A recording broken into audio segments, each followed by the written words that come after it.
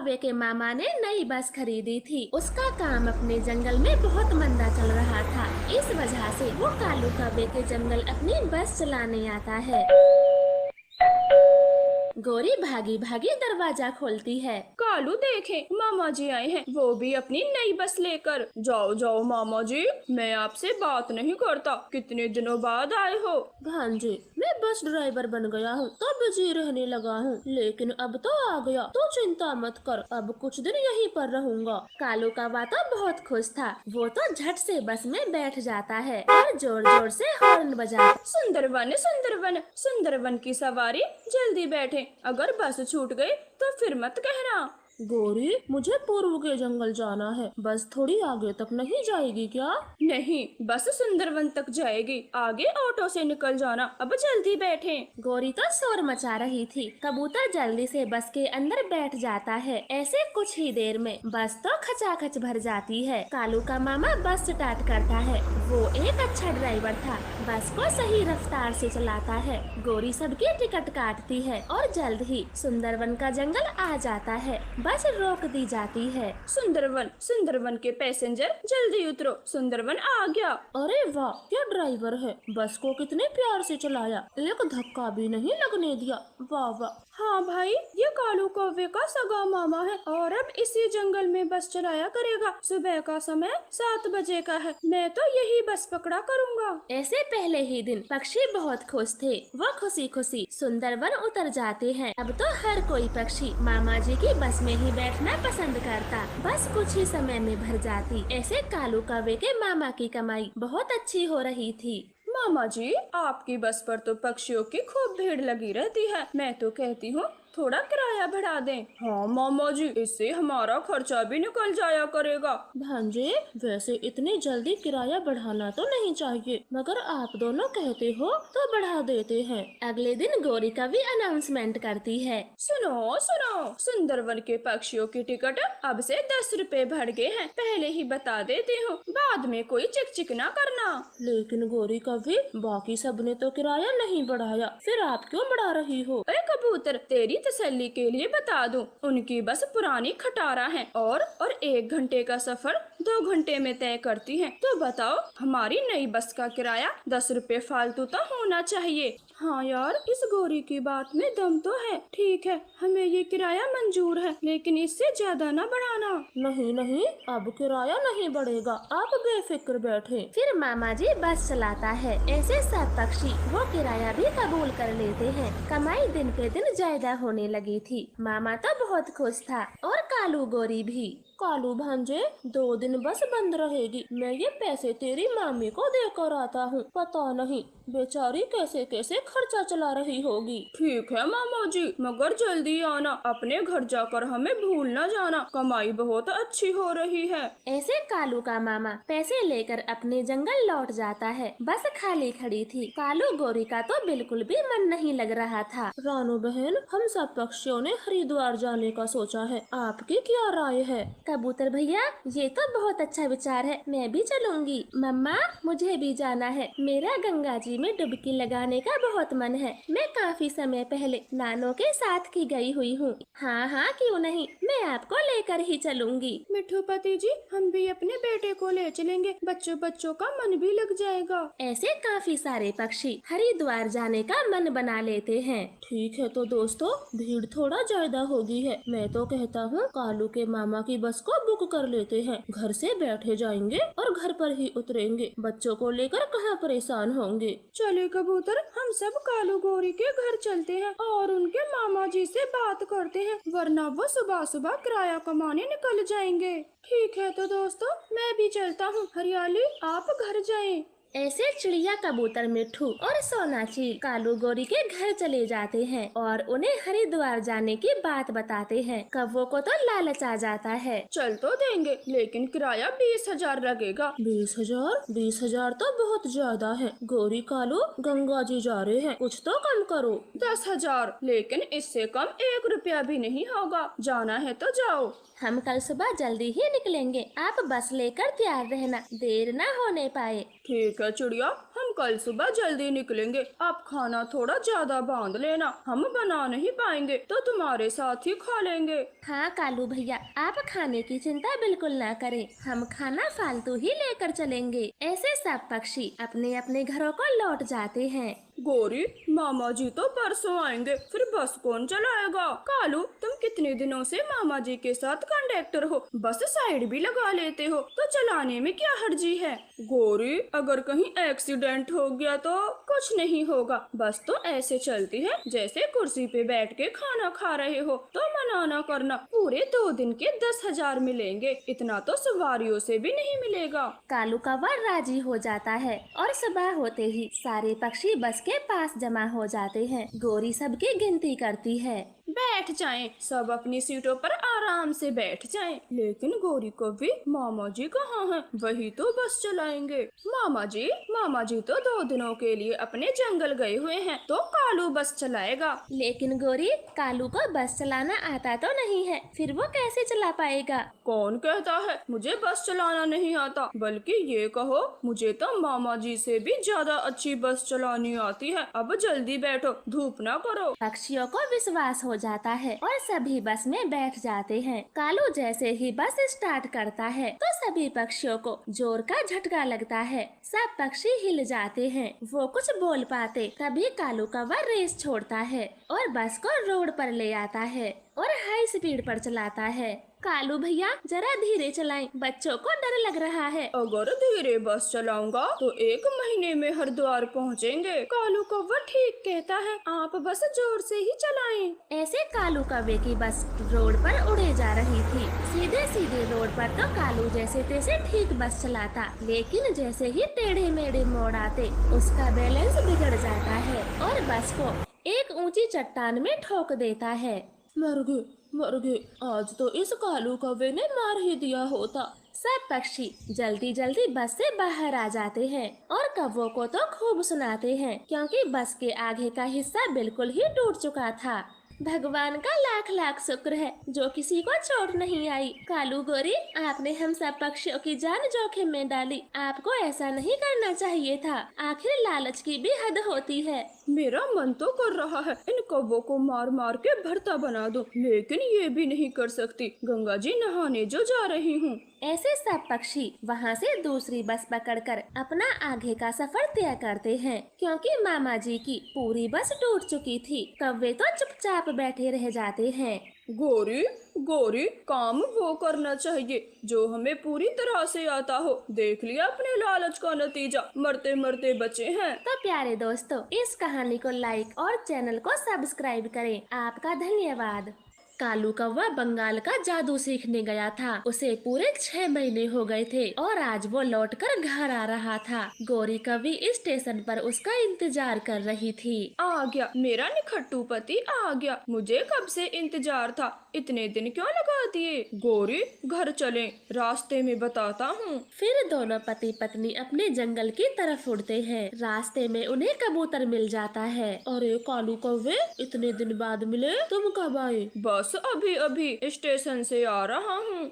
वैसे कालू, तुम इतने दिन कहाँ पर थे? हमने गौरी से कई बार पूछा, लेकिन कुछ नहीं बताया। मैं काम सीखने अपने दूर के चचा जी के घर गया हुआ था। अब चलता हूँ, कल आराम से बातें करेंगे। हाँ, कालू जी थक गए हैं, लंबा सफर करके आए हैं, बातें तो बाद में भी हो जाएंगी। ऐसे कालू कौवा और गौरी कवि वहाँ से चले जाते हैं। घर पहुँचकर गौरी उसे एक गिलास पानी देती है। गौरी, हमारा घर तो बहुत खराब है, छत भी टूटी हुई है, खिड़कियाँ भी नहीं है, दरवाजा कहाँ गया? हाँ, इस जंगल में बस हम कौवों का ही तो ये पुराना घर रह गया है, बाकियों ने तो कब के नए नए बना लिए। बस अब मैं आ गया हूँ, पूरे जंगल में अपनी कोठी खड़ी कर दूंगा, तुम देखती जाना। क्या इतना पैसा कमा के लाई हो? एक बार मुझे बताया भी नहीं। नहीं गौरी, अभी तो मैं काम सीख के आया हूँ, कमाना तो बाकी है, वो भी इसी जंगल से। अपना कान इधर करो, मैं बताता हूँ। फिर कालू कौवा गौरी के कान में कुछ बड़बड़ाता है। वो दोनों बहुत खुश होते हैं। फिर दूसरे दिन जंगल के बीचों बीच सभी पक्षियों की भीड़ लगी हुई थी। मम्मा, वहाँ चलते हैं, देखो कितनी भीड़ लगी है। हाँ गुड़िया बेटी, लगता है कुछ फ्री में बट रहा है, चलो चलो जल्दी, हम भी चलते हैं।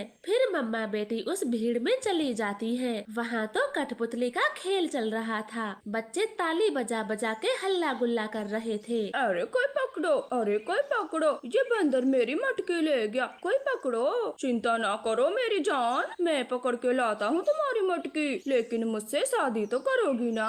हट हट रे पागल, दूर हट, नहीं करूँगी तो जैसे बंदर से शादी। मम्मा ये कठपुतली तो बोलती है। नहीं बेटा, ये तो पर्दे के पीछे बैठे कौवे की है जो ये आवाजें निकाल रहा है। फिर कालू गोरी पर्दा गिरा देते हैं और खेल समाप्त हो जाता है। लेकिन कुछ बच्चे तो वहाँ से जा ही नहीं रहे थे। बच्चों खेल खत्म हो गया, अब क्या चाहिए तुम्हें? मुझे ये कठपुतली चाहिए, आप दे दोगी? हाँ हाँ बच्चों, ये कठपुतली बच्चों के लिए ही तो मैं लेकर आया हूँ। गोरी जल्दी जल्दी सारे बच्चों को कठपुतली दो। ऐसे गौरी कौवी सभी बच्चों को एक एक कठपुतली दे देती है। कौवे जी, इस कठपुतली के कितने रुपए हुए? जो भी तुम दोगी वही ले लेंगे, बच्चों की खुशी का सवाल है, पैसे नहीं मांगते हम। फिर चिड़िया कौवों को 20 रुपए दे जाती है। गुड़िया तो अपनी कठपुतली से बहुत प्यार कर रही थी, उसे एक पल के लिए भी खुद से दूर नहीं रखती। गुड़िया बेटी, जब से आई हो इस कठपुतली में ही लगी हुई हो, ठीक से खाना तो खा ले। हाँ मम्मा, खा लूंगी, आप प्लेट यहीं रख दें। गुड़िया ने इतना बोला ही था, तभी दरवाजा खोलकर मिट्ठू तोता उनके घर आता है। चिड़िया बहन, आपने मेरा मुश्किल समय में पैसों का काम चलाया, आपका बहुत बहुत शुक्रिया, वरना मेरा तो घर ही छिन जाता। मिट्ठू तोते, एक दूसरे की मदद करने से ही तो दुनिया चलती है। उस समय मेरे पास पैसे थे तो मैंने आपकी मदद कर दी। हाँ हाँ चिड़िया बिल्कुल, अभी ये पैसे संभालो, पूरे 50,000 हैं। फिर चिड़िया पैसे गिन लेती है। मिट्ठू तोता वहाँ से अपने घर चला जाता है। रानो चिड़िया वो पैसे संदूक में रख देती है। रात हो जाती है, सब पक्षी सोए हुए थे। जागे जागे मेरी कठपुतलियों जागे, ये सोने का समय नहीं है। कालू कौवा ऐसे बोल ही रहा था, इधर कठपुतलियाँ चलने फिरने लगती हैं। चिड़िया की संदूक से पैसे निकालकर कठपुतली कालू कौवे के पास आ जाती है। किसी कठपुतली पे पैसे, किसी पे सोना।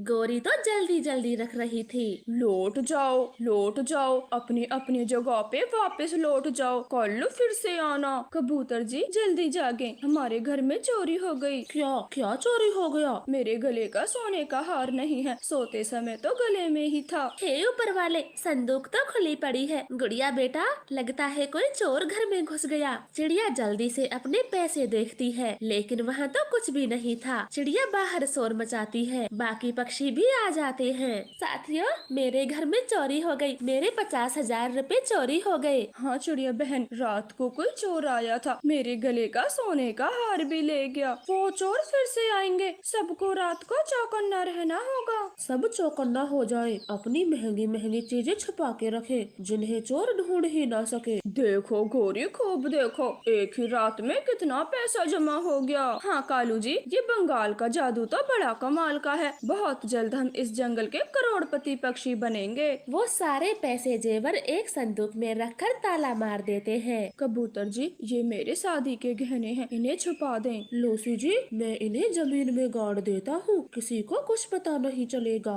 कबूतर का बेटा अपने पापा को खुरपी देता है। उसके एक पंख में कठपुतली थी जो कि सब देख रही थी। रात होते ही कठपुतली उस जगह से सारे गहने ले जाती है। कबूतर जी, हम लुट गए, बर्बाद हो गए, वो दुष्ट चोर गड्ढा खोद के ले गया। ये कैसे हो सकता है? चोर को कैसे पता चला? हमने गहने यहाँ दबाए हैं, ये कैसे हो गया? उन्हें चिड़िया के रोने की आवाज आती है। वो चिड़िया के पास जाते हैं। मैंने गुड़िया की शादी के लिए सोने की झुमकी बनवाई थी, ना जाने चोर को कैसे पता चला, वो मेरे तकिए में से निकाल के ले गया। बस बहुत हो गया, मैं रात को पहरा दूंगा और उस चोर को पकड़ के रहूंगा। हाँ कबूतर भैया, मैं भी आपके साथ पहरा दूंगी। ऐसे में वो दोनों रात को पहरा देते हैं। कबूतर अपने घर की छत पर छुपा बैठा था, चिड़िया खिड़की से देख रही थी। मिट्ठू तोता सोने का नाटक करता है, उसकी आंखें तो फटी की फटी रह जाती हैं, क्योंकि सारी कठपुतली जेवर सोना लेकर कौवों के घर जा रही थी।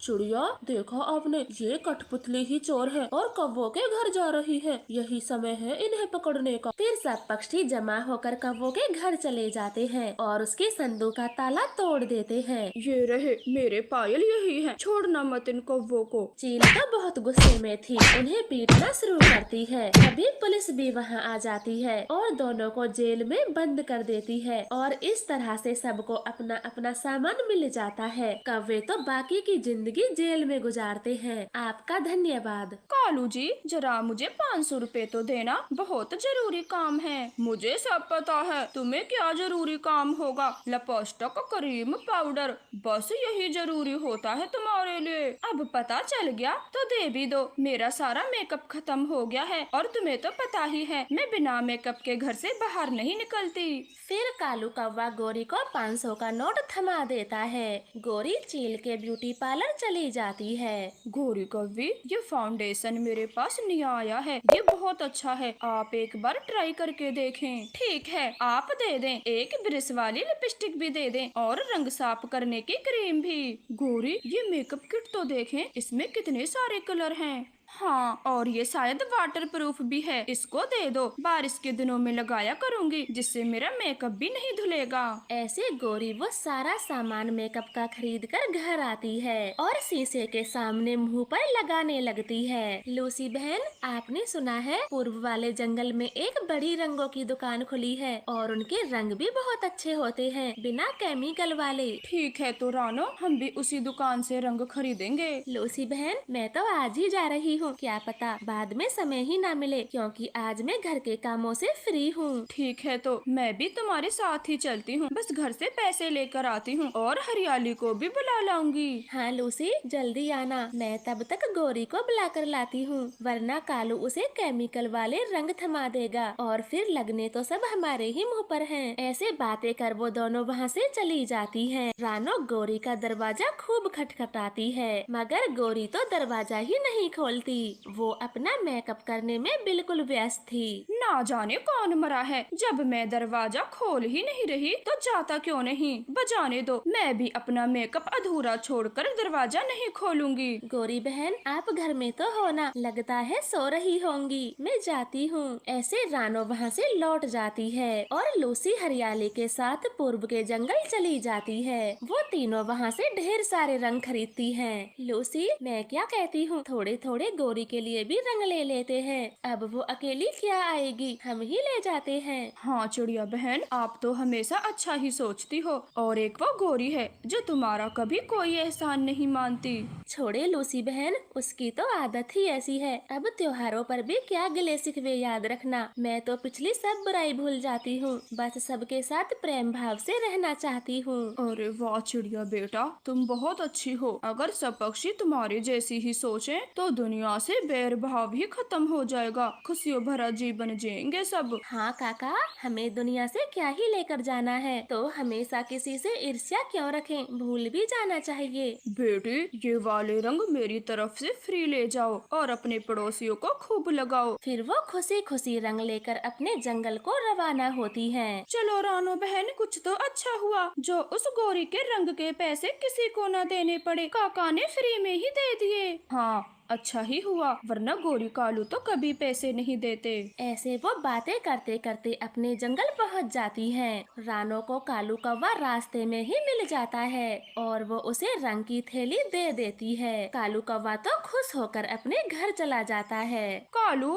आप ये रंगों में पैसे बर्बाद करके क्यों आई हो? रंग खरीदने से पहले मुझसे पूछ तो लिया होता। गोरी, रानो चिड़िया हमारे लिए रंग खरीद के लाई है, वो सब पूर्व वाले जंगल गई थी तो हमारे लिए भी लेकर आई हैं। कालू, ये रंग कितने रुपए के होंगे? फ्री के, एकदम फ्री के, चिड़िया ने एक भी रुपया नहीं मांगा। कालू, आप ये रंग बेच दो, हमारे तो ये रंग किसी भी काम के नहीं, मुझे मेरी पार्लर वाली ने रंगों से दूर रहने को कहा है, इनसे फेस खराब होता है, इसीलिए मैं तो होली नहीं खेलूंगी। गोरी, तुम ना खेलो तो मत खेलना, लेकिन मैं तो होली खेलूंगा, मुझे ये रंग नहीं बेचने। ऐसे कालू वो सारे रंग संदूक में रख देता है और चाबी अपने साथ लेकर घूमता है। 2 दिन का समय बीत जाता है, होली का त्योहार आ जाता है। सब पक्षी एक दूसरे को रंग लगाते फिर रहे थे। कबूतर जी वो देखो, रानो किसी का इंतजार कर रही है। चलो हम चुपके से उसी पे रंग डाल देते हैं। ऐसे धीरे धीरे कबूतर लूसी बाल्टी लिए आगे बढ़ते हैं और सारा रंग चिड़िया पे डाल देते हैं। चिड़िया तो एकदम रंग बिरंगी हो जाती है। होली है भाई, होली है, बुरा न माने, होली है। कबूतर भैया, आपने धोखे से लगाया, वरना मैं भाग जाती और आपके हाथ ना आती। लेकिन अब तो लग गया। वो सब ऐसे खुशी खुशी बातें करते हैं। तभी मिट्ठू और कालू कौवा उन पे अपनी पिचकारी से रंग मारते हैं। होली है भाई, होली है, बुरा न मानो, होली है। अरे कालू, आप अकेले अकेले, गोरी कहाँ है? उसे साथ क्यों नहीं लाए? दोस्तों, गोरी इस बार होली नहीं खेलेगी, बोल रही थी मेरा मुंह खराब हो जाएगा। मगर क्यों कालू भैया, सब ठीक तो है ना? सब ठीक है। वो गोरी की बच्ची महंगा महंगा मेकअप लगाती है, इसीलिए रंग लगाना नहीं चाहती। लेकिन मैं नहीं मानूंगा, पिछली बार उसने मेरा मुंह पूरा काला कर दिया था। मैं तो रंग लगा कर ही रहूंगा। कबूतर भाई, आप गोरी को रंग लगा ही नहीं सकते, वो दरवाजा बंद करके कमरे में बैठी है। ठीक है, तो मैं भी देखता हूँ। अगर गोरी को रंग नहीं लगाया तो मेरा नाम भी कबूतर नहीं। ऐसे कबूतर अपने एक मोटर बाइक वाले दोस्त के पास जाता है और उसे बुला कर लाता है। दोस्त, जैसे मैं कहूँ बिल्कुल वैसा ही करना। ठीक है, ऐसा ही करूँगा। आप सब चलें अब। ऐसे वो सारे पक्षी मोटर बाइक पर बैठ जाते हैं और गोरी कौवे के घर की तरफ निकल जाते हैं। मैं छत पर बैठूंगा और तुम सब घर के पीछे छुप जाओ। और दोस्त, आप जोर जोर से हॉर्न बजाना। मैं तुम्हारा पार्सल लाया हूँ जिसमें आपने मेकअप का सामान मंगवाया है। हाँ कबूतर भैया, तब तो गोरी झट से दरवाजा खोलेगी और हम सब उस पर रंग लगा देंगे। फिर वो सब पक्षी ऐसा ही करते हैं। कबूतर का दोस्त जोर जोर से हॉर्न बजाता है और पार्सल का बोलता है। पार्सल? मैंने तो कोई पार्सल नहीं मंगवाया, अब आया है तो ले लेती हूँ, इसमें मेरी क्या गलती होगी। गोरी कौवी जैसे ही दरवाजा खोलकर बाहर आती है, कबूतर अपनी बाल्टी गोरी के ऊपर उड़ेल देता है। मिट्ठू पिचकारी मारता है, रानो हरियाली गुलाल लगाती है। हाय मैं मर गई, तुम सबकी ये चाल थी, मैं समझ ना पाई। और कालू, तुम तो मेरे पति हो, तुमने भी नहीं बताया। मैं क्यों बताता, तुम तो मुझे भी अंदर नहीं आने दे रही थी। गोरी का ध्यान अपने चेहरे की तरफ जाता है। वो जोर जोर से चीखती है। मेरा चेहरा अब सारा खराब हो जाएगा। हाय मेरी खूबसूरती, अब क्या होगा? केमिकल वाले बुरे रंग डाल दिए मेरे चेहरे पे। सब गोरी को ऐसे रोते देख चौंक जाते हैं। गोरी बहन चुप हो जाएं, तो अब पता चला आप इन रंगों से क्यों बच रही थी, क्योंकि आपका चेहरा खराब हो जाता। लेकिन गोरी बहन, उन मेकअप के रंगों का क्या, जिन्हें आप रोज लगाती हो ना हो, उनसे भी तो आपका चेहरा हर रोज खराब होता होगा, क्योंकि उनमें भी तो केमिकल होते हैं। गोरी को चिड़िया की बात कहीं न कहीं समझ आती है। हाँ चिड़िया, आप शायद ठीक कहती हो, अब मैं रोज रोज मेकअप लगाने लगी हूँ। अगर ना लगाऊं तो खुद की ही शक्ल बुरी लगने लगती है। शायद इस मेकअप ने ही मेरी असली खूबसूरती को बिगाड़ दिया। हाँ गोरी बहन, असली खूबसूरती तो नेचुरल खूबसूरती है और इन मेकअप के रंगों को लगाने से तो बल्कि ढक जाती है। इस तरह से रानो का समझाया हुआ गोरी को समझ आता है और वो सबके साथ जी भर के होली खेलती है।